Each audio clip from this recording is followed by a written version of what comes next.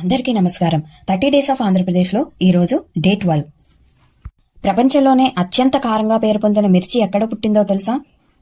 ఈ చిన్న ఎరుపు మిరపకాయ వల్ల మన ఏపీ పేరు ప్రపంచ పటంలో నిలిచిందని తెలుసా? ఈ మిరపకాయ వెనుక ఉన్న నిజమైన గుంటూరు కథ తెలుసుకుందాం రండి.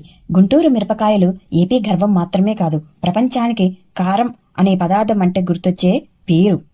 గుంటూరు జిల్లా ఏషియాలోనే అతిపెద్ద మిర్చి మార్కెట్ యార్డ్ కలిగి ఉంది.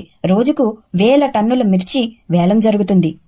గుంటూరు సన్నం చిల్లీకి జిఐ ట్యాగ్ కూడా ఉంది. దీని ప్రత్యేకత కారం ఎక్కువ, రంగు కాంతివంతం, వాసన బలంగా ఉంటుంది.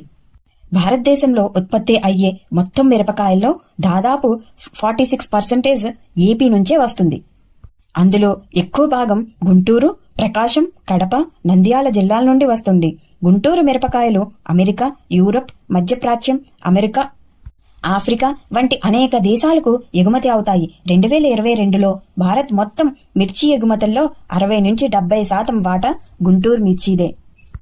గుంటూరు మిరపకాయలు SHU విలువ 30,000 నుండి 50,000 వరకు ఉంటుంది. ఇది ప్రపంచంలో ఉన్న కొన్ని టాప్ స్పైసీ చిల్లీస్ కి సమానం. గుంటూరు మిరపకాయ పౌడర్ ను అమెరికా కంపెనీలు హాట్ సాస్ తయారీకి రా మెటీరియల్ గా కూడా వాడతాయి. ఫుడ్ ఎక్స్పెరిమెంట్స్ లో కూడా Guntur dry chilli powder samples గా వాడినట్లు రికార్డుల్లో కూడా ఉన్నాయి.